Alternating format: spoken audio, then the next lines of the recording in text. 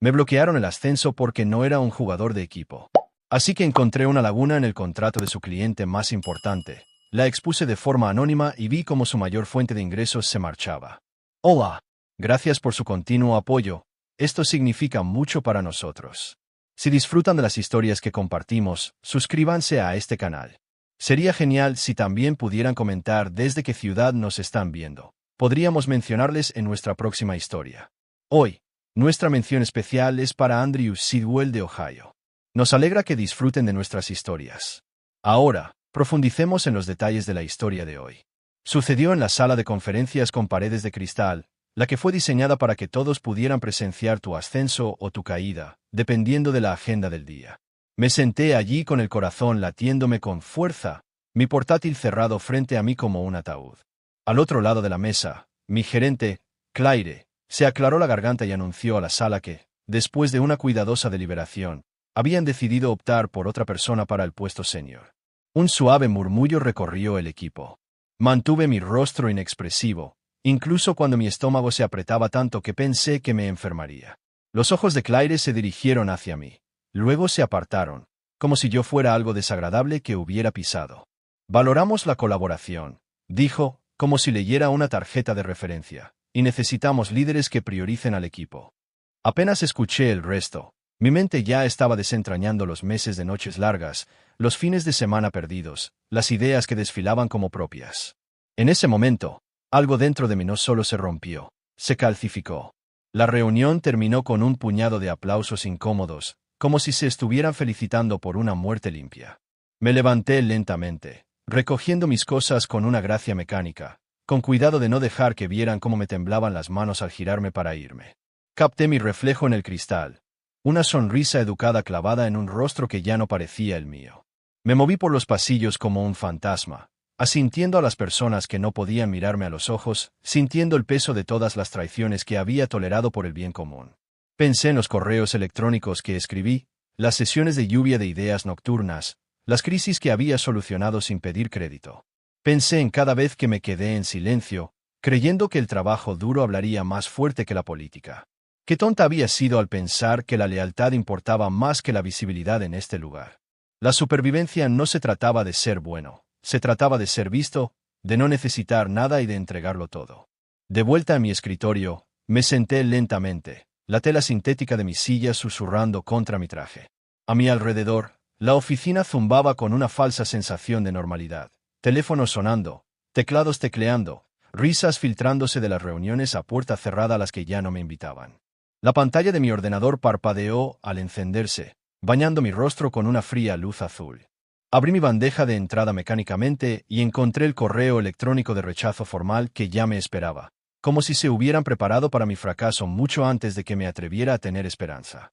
Fue la eficiencia casual lo que me destrozó. El asunto tan estéril, el cuerpo tan vacío. Lamentamos informarle. Sin mencionar los proyectos que había salvado, los clientes que había impedido que se marcharan, los ingresos que había triplicado, sin reconocimiento de que, sin mí, la mitad de sus acuerdos se habrían derrumbado meses atrás. Me senté allí, parpadeando ante las palabras hasta que se difuminaron en símbolos sin sentido. Y entonces algo cambió. Una voz baja y firme dentro de mí, cuando la había silenciado durante demasiado tiempo, habló: ya no les debes nada. Pasé el resto del día interpretando la normalidad como una forma de arte. Respondí correos electrónicos, me uní a una sesión de lluvia de ideas para una presentación a un cliente que no tenía intención de completar. Le sonreí a Claire cuando pasó por mi escritorio. Una sonrisa tan convincente que probablemente se felicitó a sí misma por sus habilidades de liderazgo. Pero por dentro, estaba dibujando nuevos planos. Ya no pensaba en salvar mi lugar aquí. Estaba pensando en borrar el suyo. Pensé en todos los contratos que había tocado, las políticas que había revisado, los documentos que habían hojeado mientras confiaban en mí para manejar el trabajo real. En algún lugar de la montaña de papel y letra pequeña, sabía que tenía que haber una grieta, un defecto tan fundamental que pudiera destrozar este imperio. Pensaban que ser un jugador de equipo significaba ser obediente, sumiso, pequeño. No tenía ni idea de que la verdadera fuerza de un jugador de equipo era saber exactamente dónde clavar el cuchillo cuando llegara el momento y asegurarse de que nadie viera la mano que lo sostenía. Esa noche, mucho después de que las luces de la oficina se apagaran y la ciudad se disolviera en una neblina de luces traseras y niebla, me quedé. Me senté en la sala de descanso con una taza de café rancio, mirando el extenso horizonte, pensando en todas las formas en que el poder cambia en silencio. Mi mente repasó la lista de clientes, contratos, cláusulas que había memorizado sin siquiera quererlo. Un nombre seguía apareciendo, un nombre vinculado a un contrato tan crítico, tan lucrativo, que era prácticamente el alma de la compañía. Recordé una conversación de hace meses, un comentario casual en un ascensor lleno de gente sobre un tecnicismo que habían pasado por alto para cerrar el trato más rápido. En ese momento, había parecido inofensivo. Ahora pulsaba como un faro. Dejé mi taza, mis manos firmes por primera vez en todo el día. En algún lugar había una palanca lo suficientemente grande como para mover el mundo. Todo lo que tenía que hacer era encontrarla y saber exactamente cuándo tirar. Pasé las 2 semanas siguientes construyendo una máscara tan perfecta que incluso yo casi olvidé que la llevaba puesta. Sonreí durante las reuniones de los lunes, aporté ideas brillantes y lluvias de ideas, e incluso me ofrecí como voluntario para tomar notas en reuniones que nadie leería jamás. Me convertí en el ejemplo de jugador de equipo, la ironía tan espesa que tenía un sabor metálico en la boca. Bajo la fachada, mi verdadero trabajo comenzó. Cada momento libre, cada mirada a una carpeta olvidada o a un correo electrónico descuidado era un movimiento calculado hacia mi verdadero objetivo. Me obsesioné con el contrato, el cliente estrella que podía romper este lugar con una sola firma. Sabía que la laguna estaba allí, enterrada en una jerga legal lo suficientemente espesa como para ahogar a un elefante. No era suficiente recordarla, tenía que demostrar que era viable, férrea, devastadora. Así que excavé con la paciencia de un cirujano, despegando cada enmienda, cada carta adjunta, cada atajo engreído y descuidado del que mis superiores se habían jactado alguna vez mientras bebían. Nunca pensaron que estaba escuchando. Hay cierta soledad que viene con pretender ser parte de algo que estás desmantelando en secreto. En esos días, me movía como un fantasma entre mis compañeros de trabajo, riéndome de sus chistes, asintiendo con la cabeza ante sus quejas, todo mientras me sentía como un buceador que se hundía más y más en aguas negras. Cada cadena de correos electrónicos, cada mensaje de Slack, cada comentario pasajero era otra pieza del rompecabezas que encajaba en su lugar. Empecé a acumular pruebas en carpetas cifradas con nombres inocuos, fotos de retiros de equipo, planes de vacaciones de clientes, borradores del presupuesto del cuarto trimestre. En realidad, cada archivo era un arma afilada contra ellos, un espejo que reflejaba su arrogancia. Los vi celebrar victorias sin sentido, darse palmaditas en la espalda, brindar por su propia brillantez, todo el tiempo ajenos a la tormenta que se avecinaba a centímetros de su puerta. Me preguntaba a veces si alguno de ellos sentía el cambio, el débil olor a humo antes del incendio. Si lo hicieron, no dijeron nada, demasiado cómodos en su propia certeza para imaginar que las paredes pudieran caer alguna vez. La laguna en sí era casi ridículamente simple. Una vez que encontré la pieza final, enterrada a lo profundo del lenguaje del contrato, había una cláusula sobre garantías de rendimiento, una obligación que la empresa no había cumplido durante casi un año debido a una reorganización interna que nunca revelaron formalmente al cliente. Significaba que podían rescindir el acuerdo inmediatamente, sin penalización, y exigir daños y perjuicios si así lo deseaban. No era solo una grieta, era una falla que atravesaba toda la base. Imprimí la cláusula una noche, sentado solo en la mesa de mi cocina bajo el parpadeo amarillento de una bombilla vieja. La leí una y otra vez, mi pulso disminuyendo con cada pasada. Esto no era especulación, esto era certeza, esto era un arma cargada dejada sobre la mesa por gente que se creía invencible. Presioné el papel contra la mesa con ambas palmas y me permití, por primera vez desde la traición, sentir algo parecido a la satisfacción. Me habían entregado el cuchillo, y todo lo que tenía que hacer era decidir cuándo girarlo. Pero incluso con el arma en la mano, la duda se insinuaba como humo bajo una puerta. ¿Estaba realmente dispuesto a cruzar esta línea? ¿Me estaba convirtiendo en el villano de una historia que habían escrito para mí? Pensé en las promesas que me había hecho años atrás, entrando con los ojos abiertos al mundo corporativo, creyendo que el mérito sería suficiente. Recordé las noches largas encorvados sobre los presupuestos, las presentaciones desesperadas, las victorias silenciosas que nadie celebraba. Recordé el sabor de la humillación en esa sala con paredes de cristal, la forma en que la voz de Claire se enroscaba alrededor de las palabras «no eres un jugador de equipo», como si fuera el diagnóstico de una enfermedad terminal. Ya me habían expulsado, Ya me habían etiquetado como otro. Todo lo que estaba haciendo ahora era aceptar su juicio, apropiármelo, vivirlo. Al final, la lealtad a un sistema que te veía como prescindible no era virtud. Era autodestrucción disfrazada de principio. Y había terminado de prenderme fuego para mantener calientes a los demás. Me moví con cuidado, metódicamente, borrando cada rastro de mis intenciones. Limpié mi portátil de trabajo de cualquier actividad personal, cifré mis dispositivos personales y enruté mi tráfico de Internet a través de un laberinto de praxis. Ensayé mi coartada hasta que la interioricé. No sabía nada, no sospechaba nada, estaba tan sorprendido como todos los demás cuando cayera el hacha. Elaboré el paquete anónimo con precisión quirúrgica. Un sobre sencillo que contenía fotocopias de las cláusulas relevantes, memorandos internos que probaban el incumplimiento y una simple nota escrita a máquina. Esto puede afectar materialmente sus derechos bajo la sección 9.3 del acuerdo. Sin amenazas, sin firmas, nada que pudiera rastrearse, solo la verdad, lo suficientemente afilada como para desangrarlos. Dejarlo caer en el buzón se sintió anticlimático, casi banal, como pedir comida para llevar o pagar una factura de servicios públicos. Esperaba que el cielo se abriera, que sonaran las alarmas, que alguna mano invisible me agarrara por el cuello. Pero el mundo siguió girando, indiferente a mi silenciosa declaración de guerra. En los días que siguieron, viví en una especie de animación suspendida.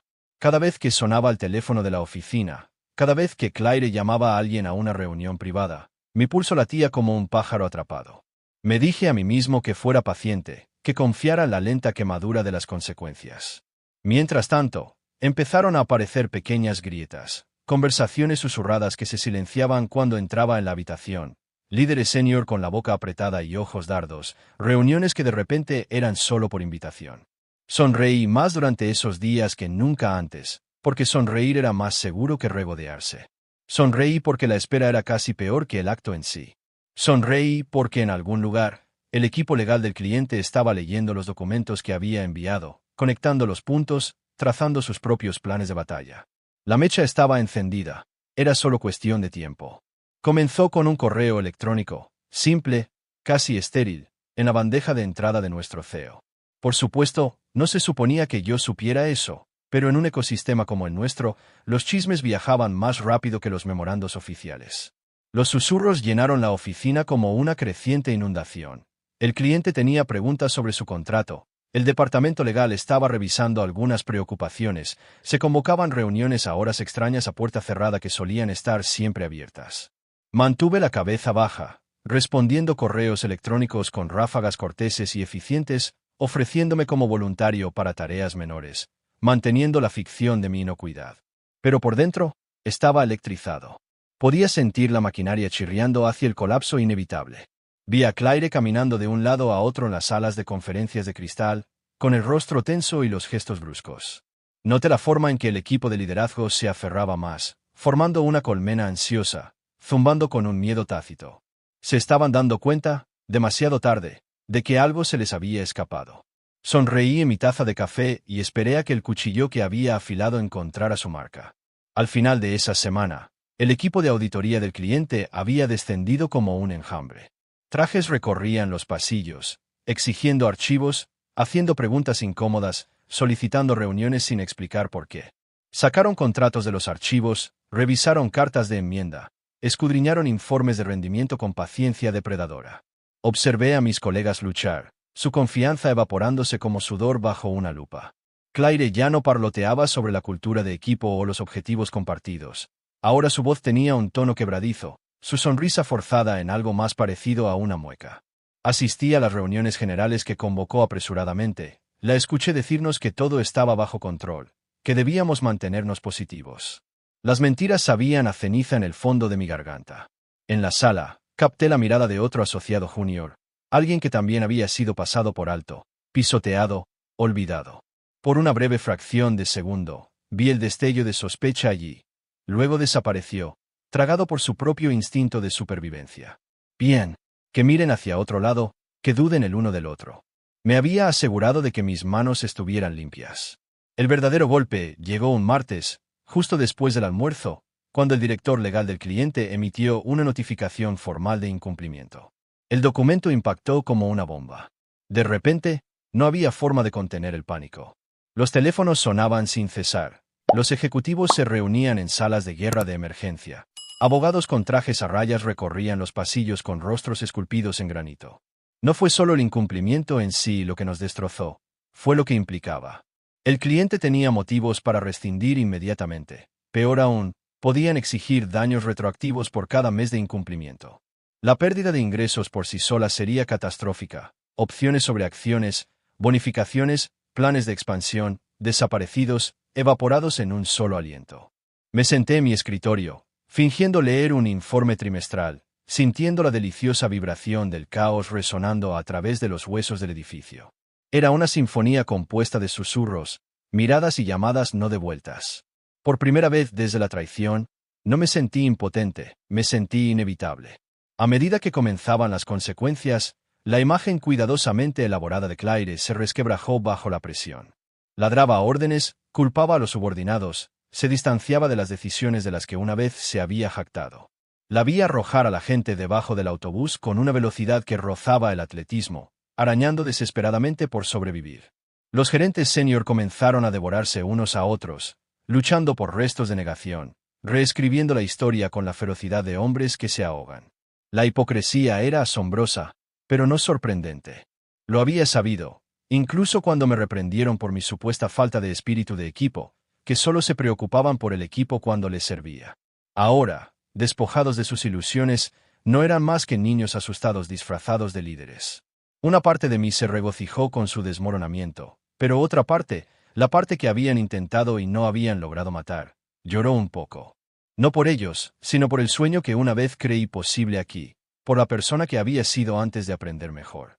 A pesar de la creciente crisis, nadie me miró, nadie cuestionó a la persona tranquila en la esquina, que todavía se presentaba, todavía hacía el trabajo, todavía sonreía cortésmente en los momentos adecuados. Había convertido su subestimación de mí en un arma tan completa que ni siquiera podían imaginar mi participación. Ese fue el verdadero triunfo, no solo derribarlos, sino hacerlo de una manera que preservara mi invisibilidad. Me moví entre los escombros como humo, intacto, imperturbable, casi sereno. El viernes, Claire convocó una reunión general de emergencia.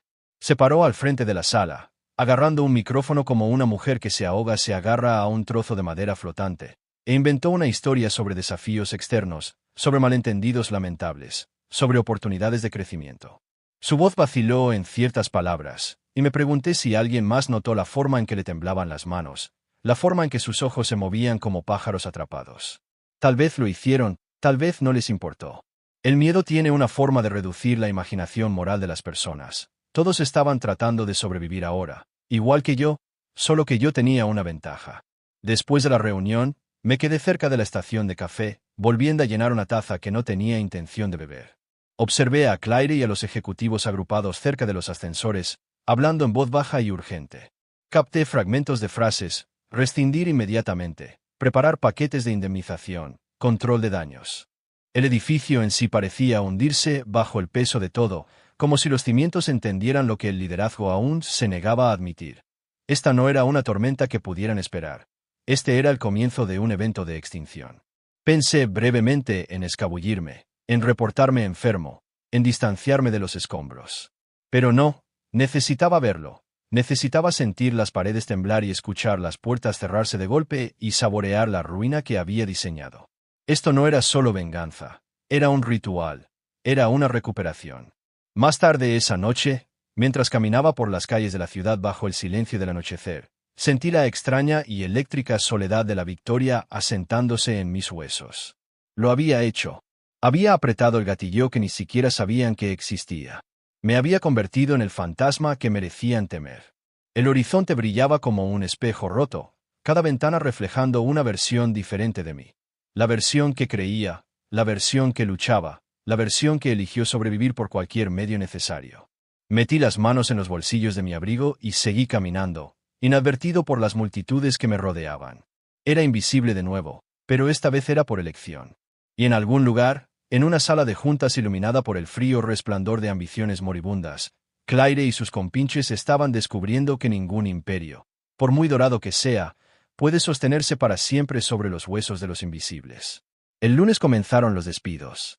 Los disfrazaron con eufemismos, reestructuración, optimización organizacional, alineación de recursos con las nuevas realidades. Pero ninguna cantidad de palabrería corporativa pulida podía disfrazar la cruda brutalidad del asunto. Se susurraban nombres por los pasillos como sentencias de muerte, los escritorios se vaciaban en silencio, las computadoras se limpiaban, las tarjetas de seguridad se entregaban como si fueran los últimos ritos.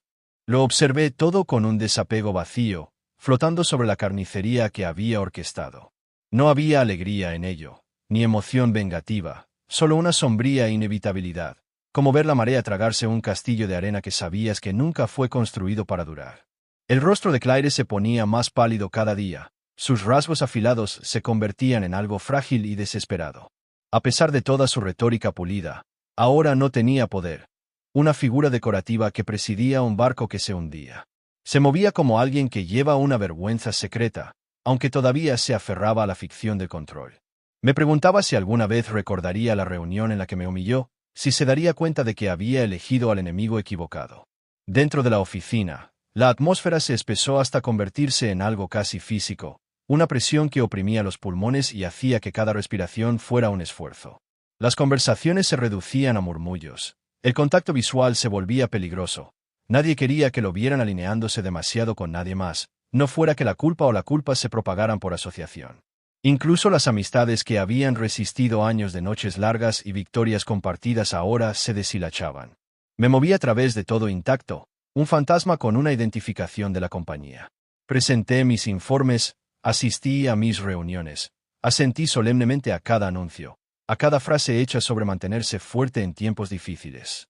Nadie cuestionó mi presencia porque cuestionar requería energía, y todos estaban acumulando la suya para sobrevivir. Vi los cálculos en sus ojos. ¿Quién sería el siguiente? ¿Quién estaría a salvo? La seguridad era una ilusión ahora, un lanzamiento de moneda dictado por fuerzas que ninguno de ellos podía ver. Sabía la verdad, no habría supervivientes, solo fugitivos. A medida que la empresa se desangraba, el cliente en el centro de todo hizo su movimiento final. No solo rescindieron el contrato, presentaron una demanda civil buscando daños por incumplimiento y tergiversación. La suma era asombrosa, suficiente para acabar con cualquier posibilidad de recuperación. Las noticias viajaron rápido, los inversores se retiraron, los futuros clientes bloquearon, los buitres de mercado daban vueltas, sintiendo una presa fácil. Los ejecutivos intentaron darle un giro, por supuesto. Claire envió un memorándum enmarcando la demanda como un malentendido, una táctica de negociación. Pero incluso los más crédulos entre nosotros podían oler el miedo impregnado en cada línea. Las demandas no eran malentendidos, eran sentencias de muerte escritas en jerga legal, y en el fondo, todos lo sabían. Cada mensaje alegre de Slack, cada sonrisa forzada en la máquina de café, transmitía el mismo brutal subtexto: no vamos a salir de esto. Mantuve la cabeza baja, mi desempeño impecable, mi rastro de papel limpio. No necesitaba avivar las llamas, el infierno ya se autoalimentaba. Sin embargo, en medio del colapso externo, algo interno también cambió en mí. Me encontré lidiando con una extraña y vacía tristeza, no por la empresa ni por las personas que me habían hecho daño, sino por la versión de mí mismo que una vez necesitó su validación. Me di cuenta de cuánto de mi identidad había estado ligada a ser valioso, esencial, indispensable para un sistema que me veía como nada más que reemplazable.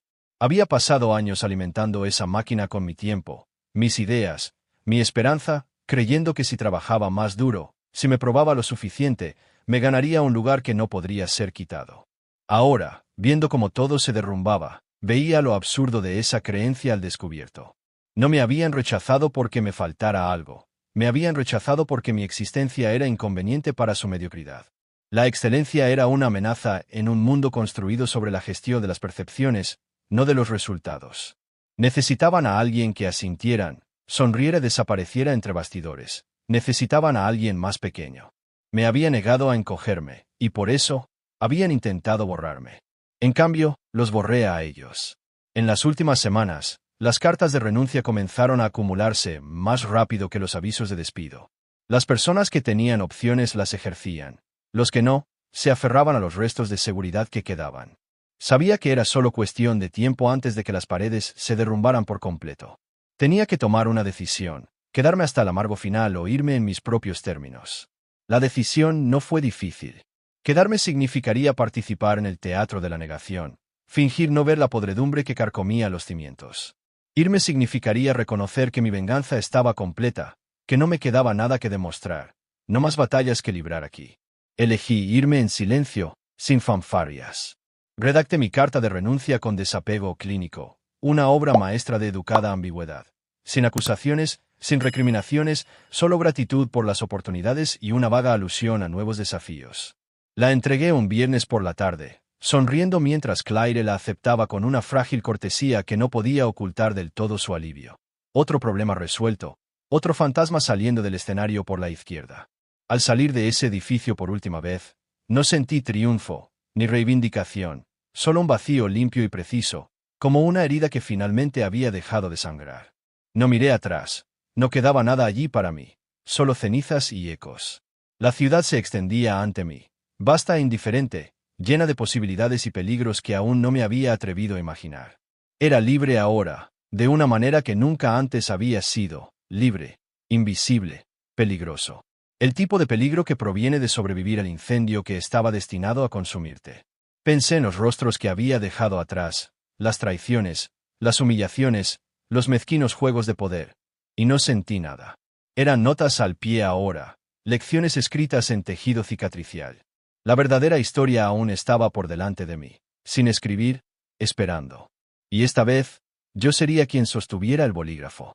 El primer lunes después de mi partida, me desperté antes del amanecer, mi cuerpo todavía conectado a la rutina, esperando la avalancha de correos electrónicos, los recordatorios del calendario, las interminables obligaciones acuciantes. Pero el mundo fuera de mi ventana estaba en silencio, indiferente, intacto por el colapso que había dejado a mi paso. Me senté allí, en la penumbra, escuchando el silencio, dejándolo presionar contra mí. Fue inquietante al principio, como estar parado al borde de un precipicio sin nada que me atara. Durante tanto tiempo, mi identidad había estado entrelazada con ese edificio, esas personas, esas mezquinas batallas libradas en salas de juntas y pasillos. Ahora, despojado de todo eso, me enfrentaba a un horizonte en blanco que aún no sabía cómo cruzar. Pero el miedo no era lo que sentía. Era algo más profundo, más pesado y más honesto. Alivio. Ya no tenía que luchar. Ya no tenía que probarme a mí mismo ante personas cuya aprobación siempre había sido un objetivo móvil. Era libre, de la manera más aterradora y estimulante imaginable. En las semanas siguientes, me llegaron fragmentos de noticias a través de las actualizaciones de LinkedIn de antiguos compañeros de trabajo, rumores de conocidos mutuos. La empresa había perdido no solo al cliente principal, sino también la confianza de la industria en general. Otros clientes rescindieron o renegociaron contratos en términos más duros. Se rumoreaba una fusión, luego se confirmó, y con ella vinieron despidos masivos disfrazados de reajuste estratégico.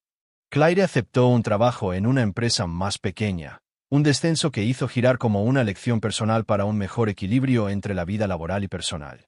La imaginé parada en otra oficina con paredes de cristal, diciéndose a sí misma las mismas mentiras que una vez nos dijo al resto de nosotros, remendando grietas que nunca sanarían por completo. Ya no la odiaba, no sentía nada en absoluto. Había sido un síntoma, no la enfermedad, y al final, era tan prisionera de ese sistema roto como yo lo había sido. La única diferencia era que yo había elegido alejarme, y ella nunca lo haría. Una tarde, me encontré caminando frente al antiguo edificio de oficinas, casi por accidente. Las luces en el interior eran más tenues ahora, menos pisos iluminados, menos siluetas moviéndose detrás del cristal.